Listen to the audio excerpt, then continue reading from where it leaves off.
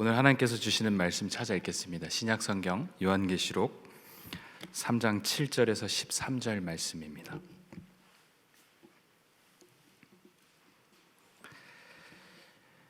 신약성경 제일 마지막 성경 요한계시록 3장 7절에서 13절 말씀입니다.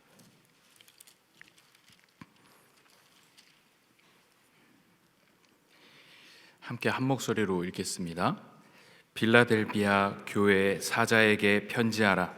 거룩하고 진실하사 다윗의 열쇠를 가지시니 곧 열면 닫을 사람이 없고 닫으면 열 사람이 없는 그가 이르시되, 볼지어다 내가 내 앞에 열린 문을 두었으되 능히 닫을 사람이 없으리라. 내가 내 행위를 아노니 내가 작은 능력을 가지고서도 내 말을 지키며 내 이름을 배반하지 아니하였도다.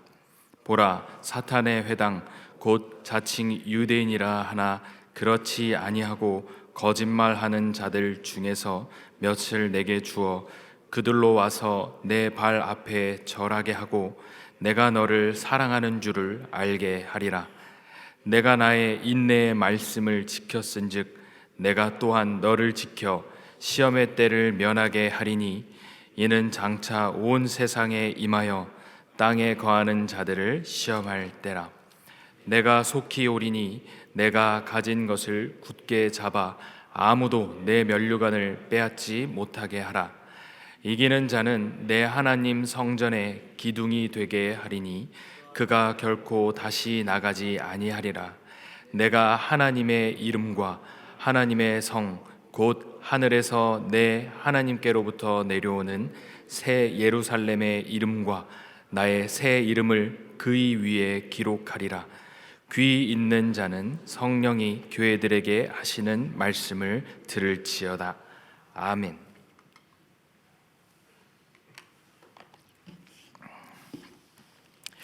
지난주에 저에게 어떤 분께서 이런 인사 말씀을 나눠주셨습니다. 목사님이 계셔서 참 좋습니다. 여러 인사말 중에서도 참 저를 따뜻하게 해주는 인사말이었습니다. 당신이 무언가를 가져서 좋습니다.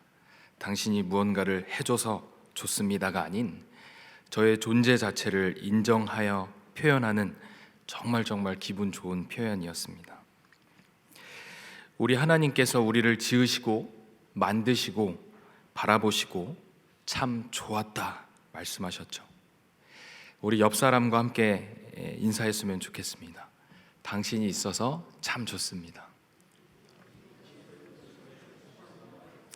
당신과 함께 예배 드릴 수 있어서 참 좋습니다. 지난 주일까지 우리 화평교회 전교인 신년 특별 새벽 기도회가 있었습니다. 새로운 한 해를 시작하면서 주님께 나와서 엎드려 기도로 시작할 수 있음이 참 감사했습니다.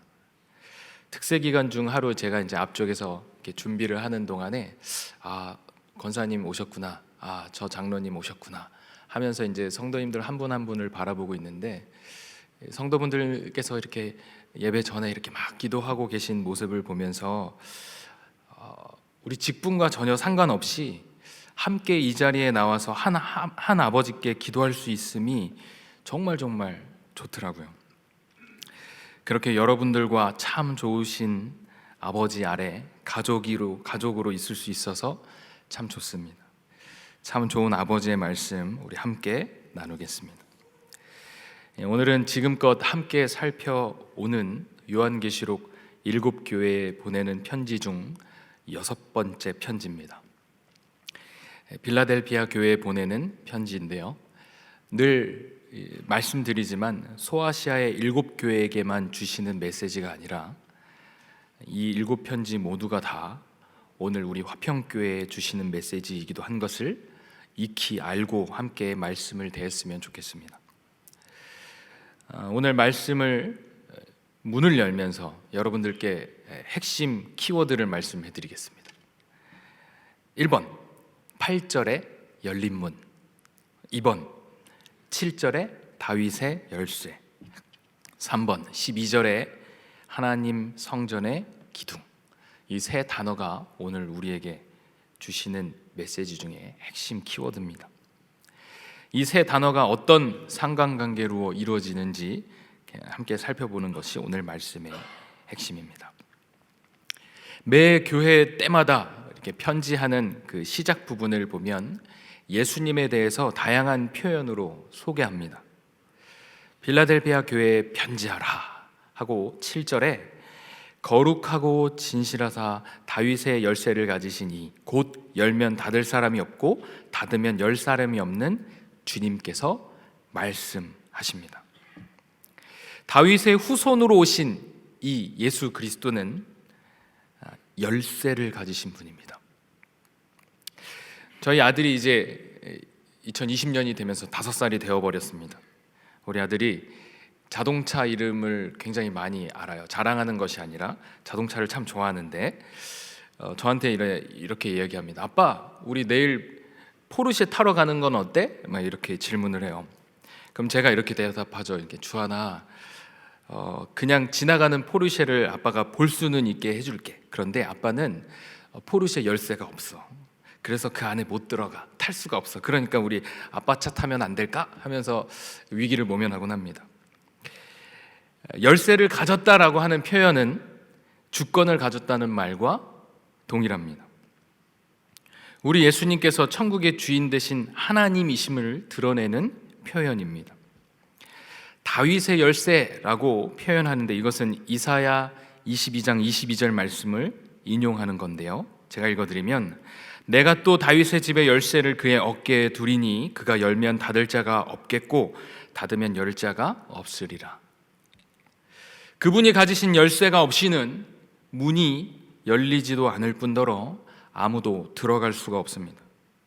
7절에 표현하는 대로 곧 열면 닫을 사람이 없고 닫으면 열 사람이 없는 그가 이르시되, 예수님께서는 구원의 문을 여는 열쇠를 가지고 계십니다.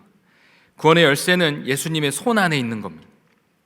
모든 믿는 자들을 위해 천국의 문을 허락하셨습니다. 8절, 그 문의 상태가 어떻게 표현되고 있나요?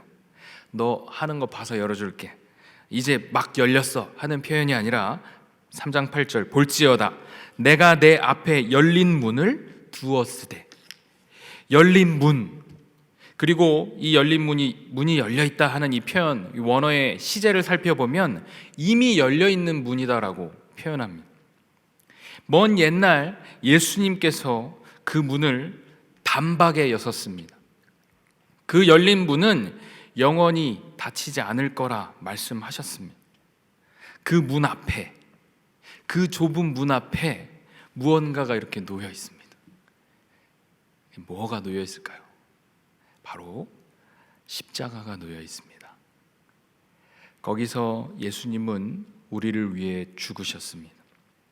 우리를 대신에 맞으셨고 죽음의 형벌을 피하지 않으셨습니다. 그 십자가에서 흘린 피로 말미암아서 우리가 그 문에 담대히 들어갈 수 있게 된 것입니다. 히브리서 10장 19절 말씀 우리가 함께 읽어보면 좋을 것 같습니다. 함께 읽겠습니다.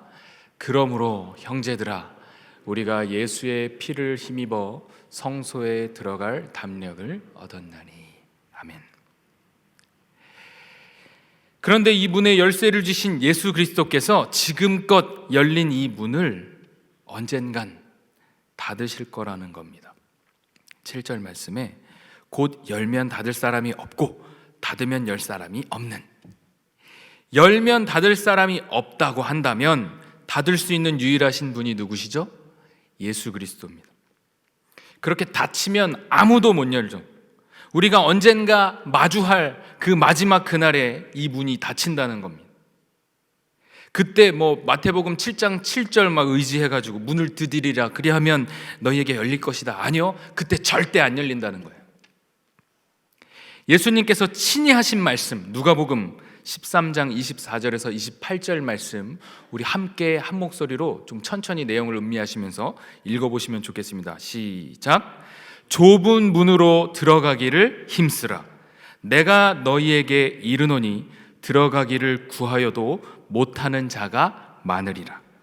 집 주인이 일어나 문을 한번 닫은 후에 너희가 밖에 서서 문을 두드리며 주여 열어주소서 하면 그가 대답하여 이르되 나는 너희가 어디에서 온 자인지 알지 못하노라 하리니 그때 너희가 말하되 우리는 주 앞에서 먹고 마셨으며 주는 또한 우리를 길거리에서 가르치셨나이다 하나 그가 너희에게 말하여 이르되 나는 너희가 어디에서 왔는지 알지 못하노라 행악하는 모든 자들아 나를 떠나가라 하리라 너희가 아브라함과 이삭과 야곱과 모든 선지자는 하나님의 나라에 있고 오직 너희는 밖에 쫓겨난 것을 볼 때에 거기서 슬피 울며 이를 갈리라. 아멘. 문 닫힌 이후에 두드리면서 열어주세요 할 때 우리 예수님께서 너희 누구냐? 나 너 누군지를 모르겠다 하실 수 있는 거예요. 그때 저 모르세요? 저 예배당에 있었어요. 저 주님 앞에서 먹고 마시던 그 녀석이에요. 주님 저한테 가르쳐 주셨잖아요. 따져봐야 우리 주님이 나를 떠나가라 할 수 있다는 거예요. 우리는 주님 앞에서 주님이 주시는 것들을 먹고 마시며 회중석에 앉아서 하나님의 말씀을 들었는지는 모릅니다. 하지만 자신이 취하고 누린 후에 감사함을 잊고 또 내 멋대로 살았는지도 모릅니다. 하나님의 말씀을 듣기는 들었으나 그대로 살기를 실천하지 않았을지 모릅니다. 성찬을 나누고 예배는 참석하더라도 주님의 그날에 주님께서 나는 너희가 어디에서 왔는지 모른다 말씀하실지도 모릅니다.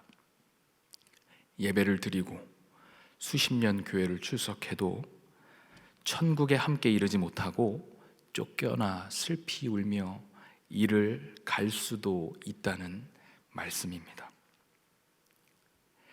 말과 행위와 또 자신의 능력으로 주님을 믿고 따르는 것은 매우 위험합니다. 우리가 보기에 누군가가 굉장한 능력으로 하나님을 섬기는 것 같아 보일 수는 있지만 우리 주님은 그것을 행악하는 것이라 말씀하십니다. 빌라델비아 교회의 교인들은 그들의 삶으로 주님을 따랐습니다. 그로 인해 주님이 오늘 그들을 칭찬하고 계신 겁니다. 내가 작은 능력을 가지고서도 내 말을 지키며 내 이름을 배반하지 아니하였다. 우리가 방금 읽은 이 누가복음 말씀대로 한다면 이 빌라델비아 교회 성도들이 주님 앞에 문을 두들기며 열어주십시오 할 때 예수님께서 나는 너희가 어디서 왔는지 몰라 내게서 떠나라 그렇게 말씀하시지 않을 것 같습니다. 작은 능력, 이 작은 능력은 겸손을 말합니다. 겸손은 이미 내가 가진 것, 이미 내가 이룬 것, 이미 내가 누리고 있는 것에 집중하는 것이 아니라 늘 자신을 돌아볼 줄 알고 늘 주님의 말씀에 비추어 반성할 줄 알고 회개할 줄 아는 그런 모습을 말합니다. 주님께서 우리에게 작은 능력이라고 말씀하시는 것은 진짜 조금해서 너무 작아서 라는 의미라기보다는 주님께서 베풀어 주신 은혜가 어마어마하게 큼을 이야기합니다. 주님의 말로 다 할 수 없는 크신 은혜를 기억하며 우리가 가진 능력으로 우리가 주를 향하는 겸손과 사랑으로 주님의 말씀을 존귀히 여기며 따르는 것, 그렇게 주님의 이름을 떠나지 않고 주님 안에 거하는 것, 그것을 주님께서 오늘 칭찬하고 계신 겁니다. 사랑하는 성도 여러분, 여러분들은 주님께 받은 큰 은혜를 날마다 기억하며 살아가고 계십니까? 여러분이 가진 것을 내세우면서 내가 모든 것을 하고 있다고 그렇게 겸손치 못한 모습으로 주님 앞에 서 계신지는 아는지 오늘 주님께서 주시는 말씀 가운데 우리를 다시금 비춰보는 귀한 시간이 되었으면 좋겠습니다. 좁은 문, 주님의 자녀로 살아가는 이 쉽지 않은 인생길 가운데 여전히 주님께로 향하는 문으로 가고 있는지, 아니면 말과 형식에 얽매인 그저 보이기식의 피곤한 신앙생활을 이어가고 계시지는 않은지, 오늘 이 밤에 주님께서 하시는 말씀에 귀 기울이시는 여러분 다 되시기를 축복합니다. 작은 능력, 그것은 우리를 겸손하게 만들어줍니다. 약한 자를 들어 강한 자를 부끄럽게 하시는 하나님의 뜻 가운데 우리는 스스로를 높이지 않는 지극한 겸손 가운데 머물러야 할 것입니다. 우리가 우리의 능력을 가지고 해야 할 첫 번째 일은, 우리가 전심을 다해야 할 그 첫 번째 일은 주님의 말씀을 지켜내는 것입니다. 어마어마한 헌금이 아니라, 결코 빠지지 않는 예배 참석이 아니라, 창세기부터 요한계시록까지 딸딸 외울 수 있는 그런 지적 능력이 아니라, 그 말씀을 내게 주신 말씀으로 감사함으로 기뻐하며 지켜내는 그것을 우리 주님이 바라고 계시는지 모르겠습니다. 이 말씀을 지켜내는 것, 이것을 우리가 언제 지켜내야 할까요? 아주 평안할 때, 모든 것이 완벽할 때, 아무것도 부족한 것이 없을 그때에 하나님의 말씀을 지켜야 할까요? 그것도 맞습니다만, 시험의 때에, 유혹의 때에, 고난의 때에도 우리는 주님의 말씀을 지키는 겁니다. 요한계시록 3장 10절 그리고 11절 말씀 우리가 함께 읽어보면 좋겠습니다. 요한계시록 3장 10절 11절 말씀 시작. 내가 나의 인내의 말씀을 지켰은즉 내가 또한 너를 지켜 시험의 때를 면하게 하리니 이는 장차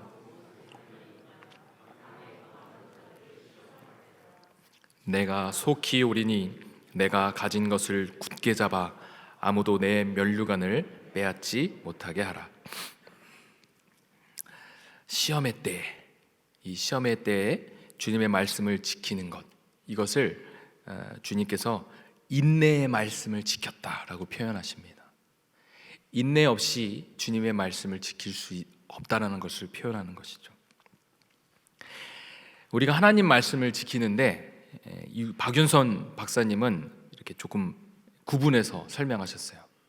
하나님 말씀을 지키는데 두 가지의 쉬운 방면이 있고 두 가지의 어려운 방면이 있다, 이렇게 설명을 하시는데 재밌습니다. 제가 함께 좀 설명해 드릴 텐데, 말씀을 지키는 쉬운 방면, 첫 번째, 신자는 거듭났다고 한다면 하나님의 말씀을 즐거워한다.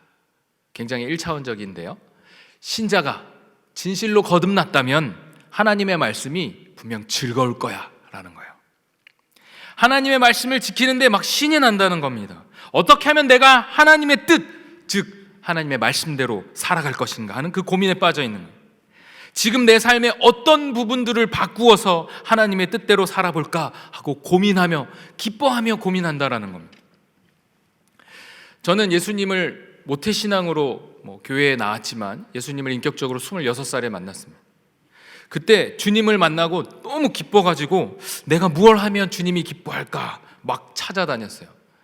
그때 이제 제 신앙의 수준이 워낙에 낮았던 터라 눈에 보이는 어떤 형식적인 것을 끊는 것, 이것이 주님이 기뻐하는 일이라고 생각했습니다. 그래서 술도 끊고 담배도 끊고 커피도 끊고, 그 다음에 제 취미생활 막 당구도 끊고 스노우보드도 끊고, 제가 하는 취미생활까지도 다 하나님을 사랑하는 일에 방해가 된다고 생각했어요. 그래서 그걸 막 끊어댔습니다.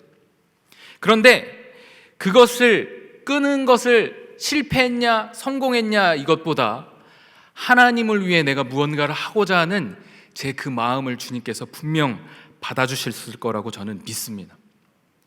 하나님께서 그런 저를 예쁘게 봐주셨고, 그래서 그 이후에 성공과 실패의 여부를 떠나서 하나님이 저를 불러주셨다라고 저는 생각합니다.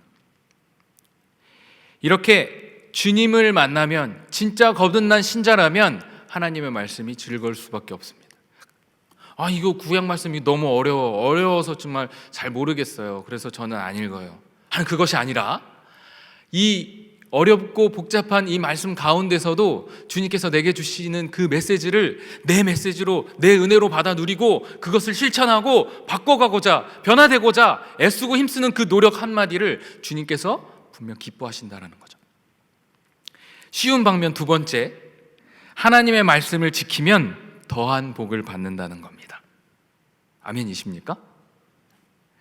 말로 다할 수 없는 주님의 희생과 사랑을 생각하며 주님의 말씀을 사랑하여 나 아닌 누군가를 위해 살아가는 그때, 우리에게 말로 설명할 수 없는 더 큰 기쁨이 있습니다. 다들 느껴보신 기쁨이겠죠? 이런 좋고 쉬운 방면이 있다고 이렇게 박윤선 목사님은 설명하셨고, 반대로 어려운 것들이 있다 하고 두 가지를 설명하셨어요. 어려운 방면 첫 번째, 매력적인 유혹이 따라온다라는 겁니다. 우리 신자가 하나님의 말씀을 지키려고 노력할 때, 이제 하나님의 말씀을 지켜야지, 하나님의 말씀대로 살아야지 라고 다짐하는 그 순간이 사탄 마귀에게는 경보가 울리는 시간입니다. 다급해지는 순간일 겁니다. 더 매력 있는 유혹거리들이 눈에 보이게 하고 생각나게 하는 겁니다. 탐심, 그리고 음욕 같은 것들, 물질이나 재물 같은 것들이 우리가 하나님의 말씀을 따르는데 굉장히 방해거리가 될 것입니다. 그리고는 사탄은 우리에게 아주 가장 큰 우상 녀석을 탁 던져줍니다. 그게 무엇이냐면 바로 나라고 하는 우상입니다. 나의 만족, 나의 행복, 나의 꿈, 나의 어떠한 것을 이루기 위해서 하나님의 말씀을 따르는 것은 뒷전으로 하고, 하나님의 존재 자체가 없는 듯, 그렇게 주님 없는 듯 살아가는 삶을 살아가게 되더라는 겁니다. 나를 사랑하는 교만은 아담과 하와에게서부터 출발합니다. 하나님같이 되고자 하는 그 교만한 마음으로, 나를 사랑하는 그 교만한 마음으로 시작된 것입니다. 주님의 말씀을 들여다보는 시간도 아깝고, 그 말씀대로 살고자 행함은 점점 더 아깝습니다. 나의 평안과 행복을 위해서 드리는 시간과 돈은 전혀 아깝지 않습니다. 그 모든 것을 이루기 위해 더 매력적인 유혹들 앞에 무릎을 꿇더라라는 겁니다. 주님의 말씀을 지키기 어려운 방면 두 번째입니다. 이것은 하나님의 말씀을 지키면 고난이 따를 것이라는 두려움입니다. 이 두려움이 예상되기 때문입니다. 분명 그리스도인이라 밝히는 것이 내가 손해를 보는 지름길이고 내가 공정한 대우를 받지 못할 수도 있다는 두려움 때문에 그런 겁니다. 한 발짝 물러서서 내가 다른 이들을 위해서 조금 손해보는 것, 그래, 거기까지는 오케이. 그런데요, 내가 그리스도인이라는 사실을 누군가가 악용한다는 사실을 내가 또 알게 돼요. 그만큼 또 화가 나는 일이 없죠. 제가 예전 청년 시절 할 때 한 자매의 이야기인데, 병원에서 간호사 일을 하는 자매였습니다. 그런데 본인이 크리스찬이라는 걸 밝히고 일을 하는데 점점점 그 업무가 무거워지는 거예요. 야, 너는 그리스도인이니까, 너는 교회 다니니까, 너는 착하니까, 설 연휴 때 당직이 있으면 뭐 부탁해 하면서 계속 어렵고 힘든 일들, 손해보는 일들이 줄줄이 일어난다는 거예요. 그게 너무 화가 난대요. 자기가 그리스도인이어서 손해보는 건 괜찮은데 그걸 악용당하니까 더더더 열받고 화가 나고, 열받고 화가 나서 주님의 말씀을 따르고 싶지 않다, 어디 가서 그리스도인임을 밝히고 싶지 않다라고 그 어려움을 고백하던 자매가 생각났습니다. 너무나 더 거듭되는, 막 2배, 3배 늘어나는 것 같은 그런 억울함 가운데에서 이런 상황이 발생하면 여러분 어떻게 해야 할까요? 로마서 8장 18절은 이렇게 대답합니다. 시작. 생각하건대 현재의 고난은 장차 우리에게 나타날 영광과 비교할 수 없도다. 이렇게 뻔한 대답이 나올 줄이야 라고 생각하시는 분도 계실지 모르겠습니다. 너무나 뻔한 대답 맞습니다. 그러나 우리가 이 생을 바라보면 하나님 자녀 못합니다. 우리가 지금 우리에게 찾아오는 현재의 고난을 바라보면서 우리 인생이, 이 대한민국 이 삶이 여기서 끝이라고 한다면 이 고난 견디고 싶지 않습니다. 우리가 지금 이 살고 있는 이 삶이 끝이라면 영원한 것을 쫓고 있는 우리는 정말 바보 멍충인 겁니다. 그런데 우리에게는 소망의 삶이 있기 때문에 지금의 고난도 견딜 만큼 튼튼해지는 겁니다. 이렇듯 쉽고 어려운 모든 방면을 가지고 모든 시험의 때에, 고난의 때에도 주님의 말씀을 인내로 지켜야 한다는 겁니다. 그 이유가 나와 있습니다. 그 이유는 속히 오실 주님을 기다리는 우리이기 때문인 것입니다. 11절 말씀, 내가 가진 것을 굳게 잡아라. 주님께서 속히 오신다 하십니다. 언제 오실지 모르겠지만, 그때가 우리는 언제인지 알 수 없지만 주님께서 속히 오신다 하시고 우리에게 영원한 것들을 약속해 주셨기 때문에, 우리는 또한 그것을 믿기 때문에 우리는 우리가 가진 것을 굳게 잡는 겁니다. 주님이 다시 오실 재림의 날까지 정결하고 순결하고 겸손한 믿음을 끝까지 지키라는 겁니다. 우리가 그 고된 싸움을 다 싸우고 믿음을 지키면 우리에겐 무엇이 주어집니까? 디모데후서 4장 7절 말씀, 8절 말씀 함께 읽겠습니다. 시작.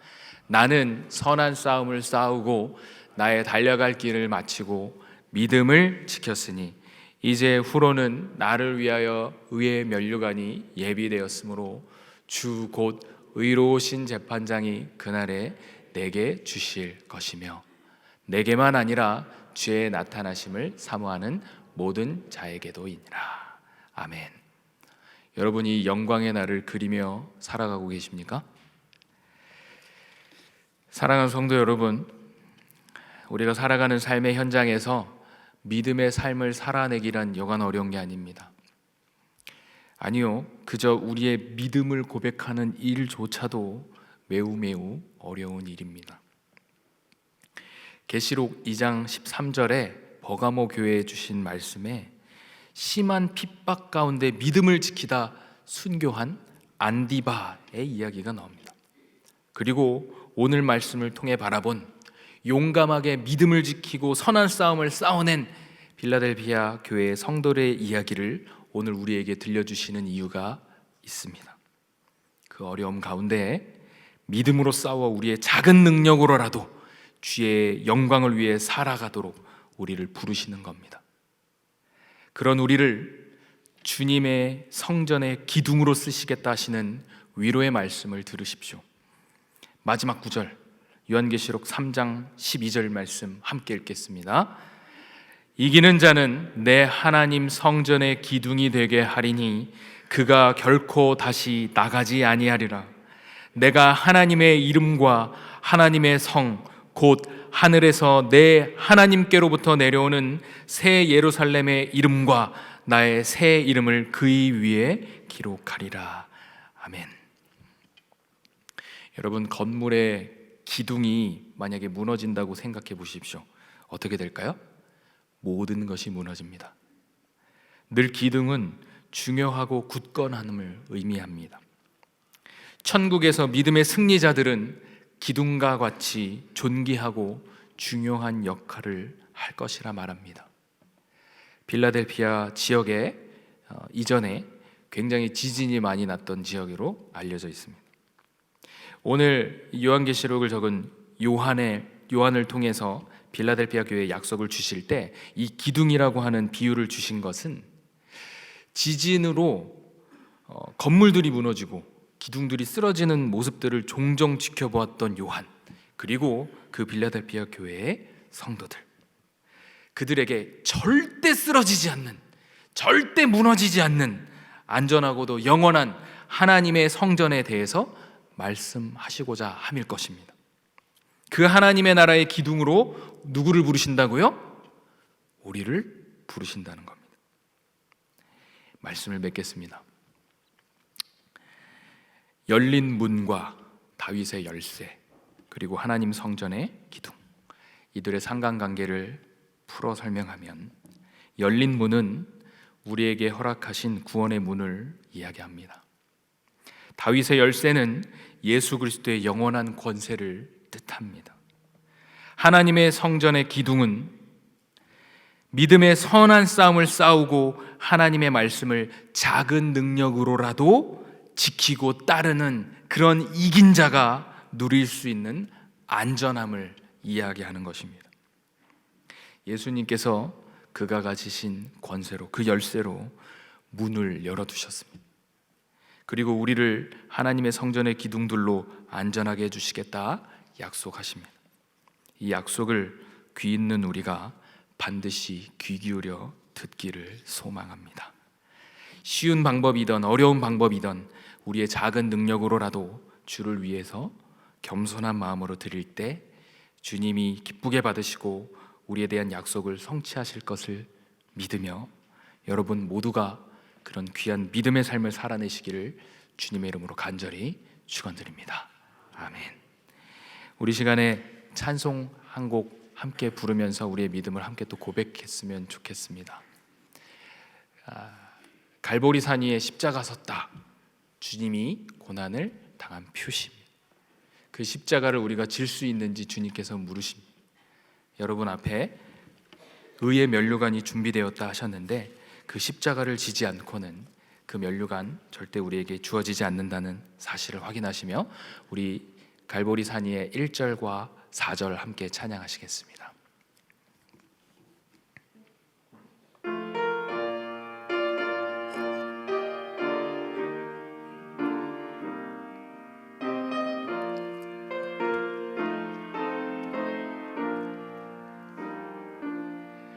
갈보리 산 위에 십자가 섰으니 주가 고난을 당한 표라.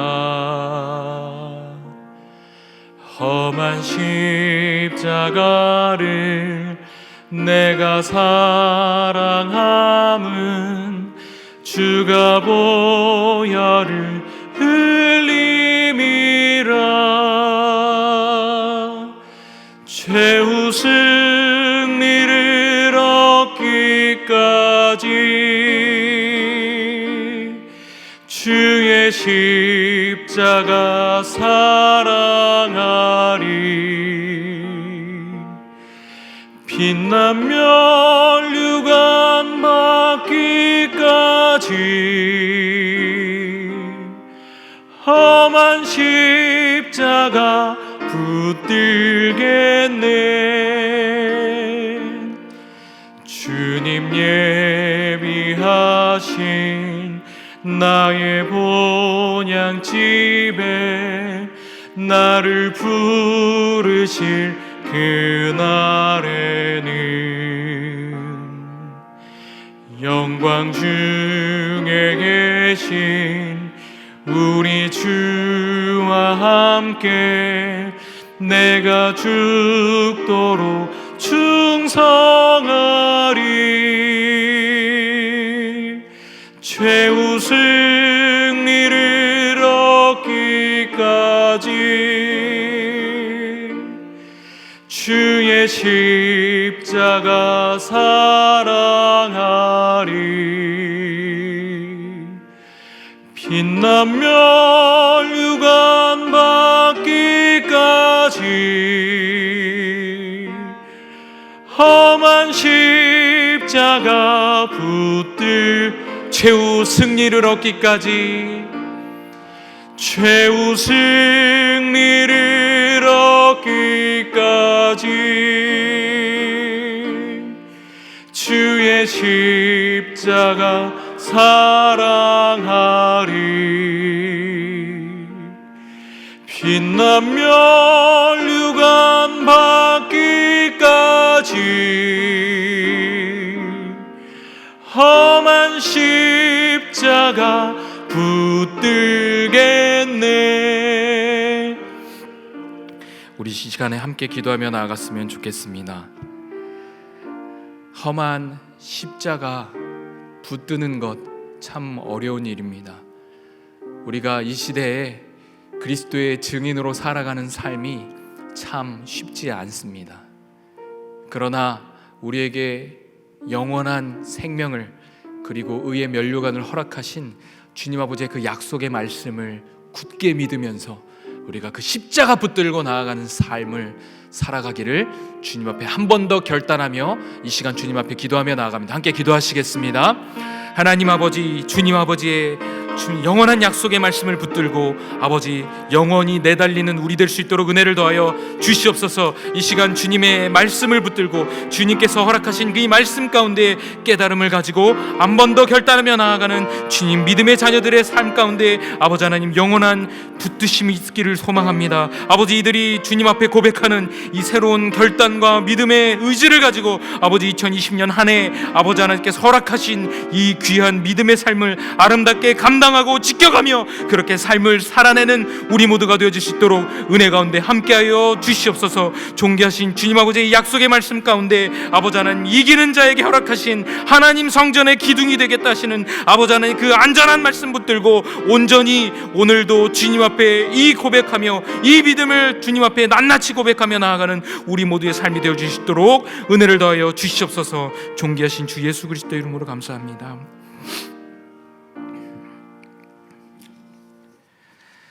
거룩하고 아름다우신 주 하나님 감사합니다. 우리에게 믿음을 선물로 허락하여 주셔서 의의 길로 바르게 인도하여 주심에 진실로 감사합니다. 우리가 살아가는 이 시대가 너무도 쉽지 않고 고난이 있고 시험이 있고 환난이 있고 매력적인 유혹이 있다 할지라도 온전히 주님께서 하시는 귀한 말씀 붙들고 주님께서 우리에게 허락하신 그 영원한 약속을 부여잡고 날마다 믿음의 삶을 살아내는 우리 모두 되어질 수 있도록 은혜 가운데 함께하여 주시옵소서. 빌라델피아 교회의 성도들에게 허락하신 주님의 그 칭찬의 말씀이 우리의 삶에 들려질 수 있도록 우리를 붙잡아 주시옵소서. 존귀하신 주 예수 그리스도 이름으로 함께 기도 올려 드립니다. 아멘.